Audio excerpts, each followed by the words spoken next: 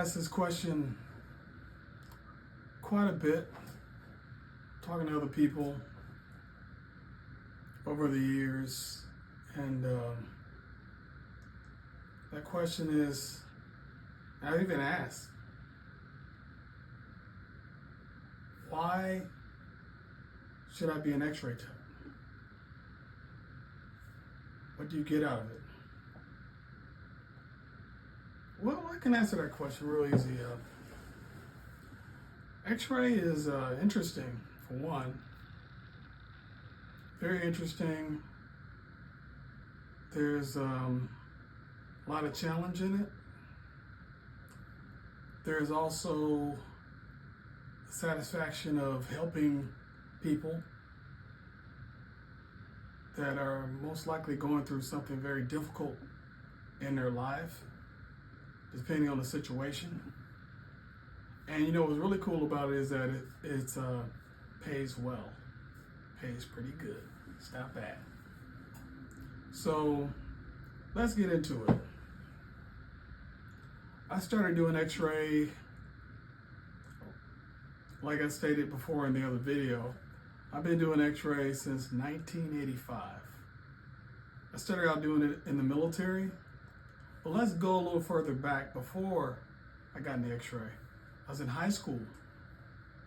I had an interest in biology and chemistry and science, and I wanted to get into a field that would pretty much encompass all of those factors. So I decided to join the military, and in the military there's a designation called 91 Papa. I think it's changed in recent years, but this is way back in 1984. So I believe the designation, well, at the time it was 91 Papa. And I did that, went through basic training, went through what we call it back then, I don't know what they call it right now, called AIT. Oh, I'm sorry, I'm jumping the gun a little bit. We went through the General Medical Orientation, which was 4 weeks. Then we started the X-ray school. Now it's at Fort Sam, Houston. When I went through, it was called the Academy of Health Sciences. Now what it's called now, I believe it's METC, something like that. It's an acronym. I'm not exactly sure what they call it now, but I still call it the Academy of Health Sciences. Well, at the time I went through, it was a short program. Now the military has a program that's similar to the civilian side, but the military's program is accelerated. So, for example, on the civilian side, the X-ray program is normally 2 years. Now on the military side, when I went through in 1985, it was 6 months. So basically we had 2 years of material compressed into 6 months. And later on, I'll explain how difficult that was, maybe in another video. But anyway, let me just get back to the basics. That's a little bit of my backstory. I think X-ray is a really interesting field. I mean, the technology changed a whole lot. I'm going to have to go back again in time. When I started doing X-rays, we were utilizing films. I know things that you hold, not digital, not like everything's all digitized, but we had actual film, physical film, and we had to run it through what's called a chemical processor that was composed of developer, fixer, water, and a dryer. Now, when you ran it through that process, so picture this, one X-ray. I did a previous video, my first video was about a hand X-ray. Actually, I think that was my second video, sorry about that. But it was about a hand X-ray. So say you took one hand X-ray, just one.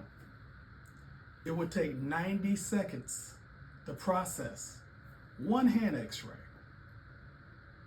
That was in 1985. 41 years ago.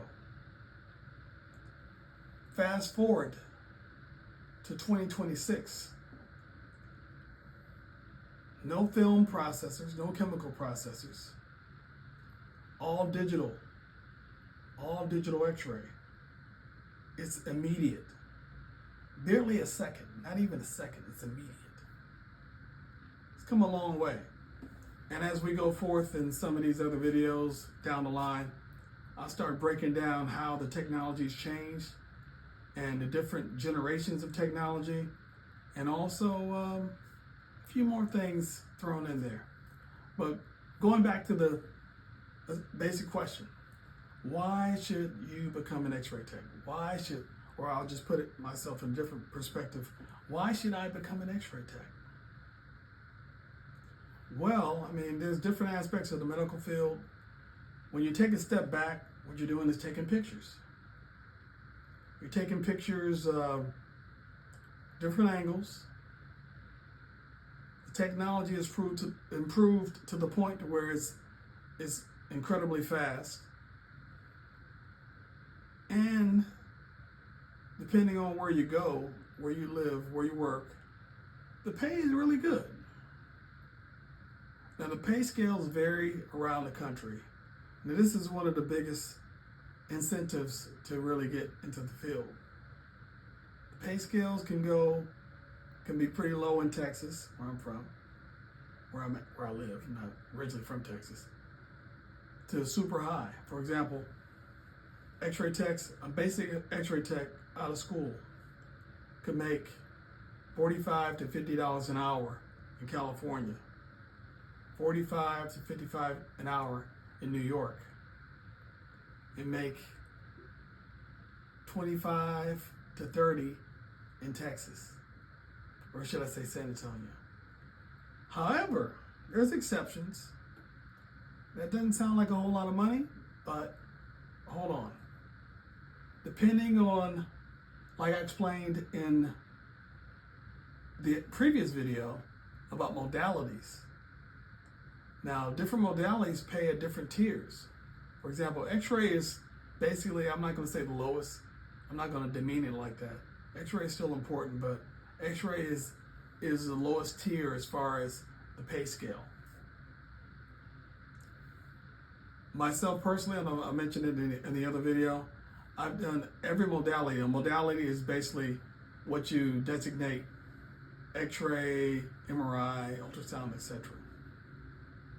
So essentially, I've learned and worked in every modality except for MRI, which is magnetic resonance imaging, and ultrasound. And not in this video, but in later videos, I'll explain why I chose not to really be involved in those modalities. This is my own personal, it's my own personal opinion, my own personal preference. So, before I get on too much of a wild tangent, because this is straight from the top. If you travel and do X-ray, if you like traveling, I've got some more videos for that also. I got some more experiences about traveling. I traveled quite a bit doing X-rays. Great experience, great amount of money. So, give you a good example. If you travel doing X-ray around the country, even around the world, you can make above 50, 60, 70 bucks an hour. If you like traveling.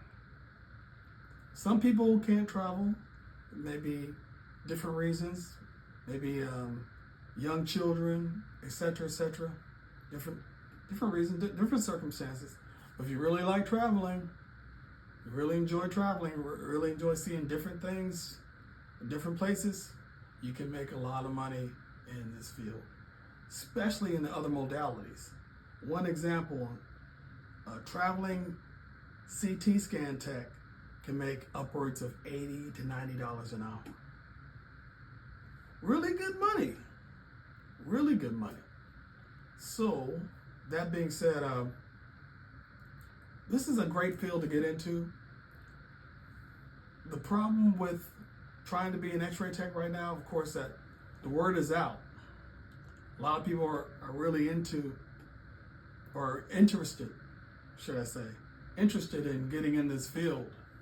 So sometimes there's a waiting period to get into a school.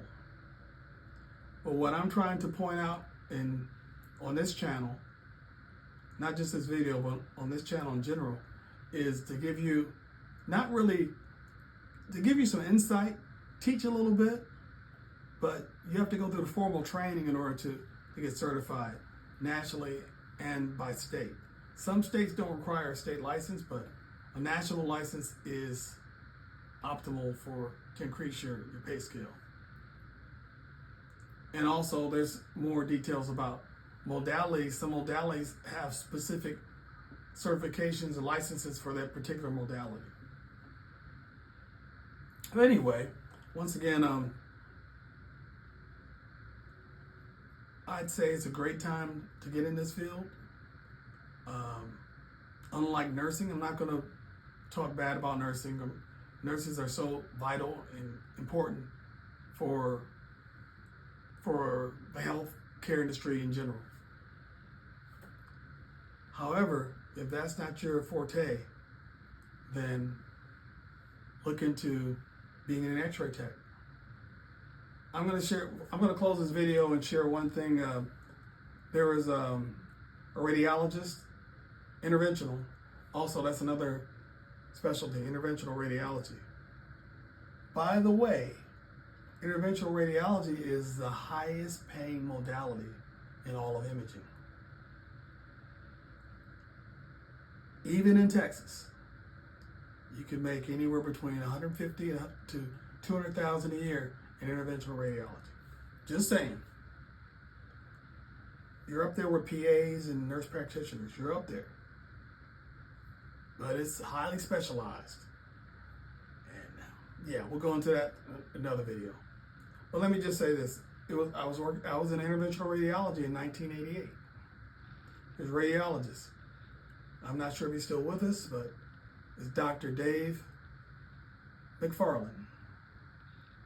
And he said to me in 1988, I was still in the military. I was in the military for 6 years, from 1984 to 1990. In 1988, my last 2 years in the military, I did interventional radiology. So I'm going to share something with Dr. Dave McFarland. I don't know if he's still with us or not. He was a tough guy to work with, but he was so intelligent, so knowledgeable. Right? Most interventional radiologists can be a little tough to work with, but anyway, he told me in 1988, when I had 3 years in the field, and we were doing interventional. He said, X-ray, talking about basic X-ray techs, basic BTI, X-ray tech. BTI is a company, by the way. X-ray techs. He said, X-ray will always be your bread and butter. He told me that back in 1988. And of course, like I mentioned, I delved into CAT scan. I didn't mention nuclear medicine. Nuclear medicine, interventional radiology, X-ray, of course, basic X-ray, which I'm still doing now. Something called DEXA. That's another category altogether. I'll get into that in some later videos also. It's called dual energy X-ray absorptiometry. It's a whole nother category, but it's pretty easy. But anyway, when he told me that, here I am, from 1988 to 2026. He was right. So no matter where you go in your career pursuits,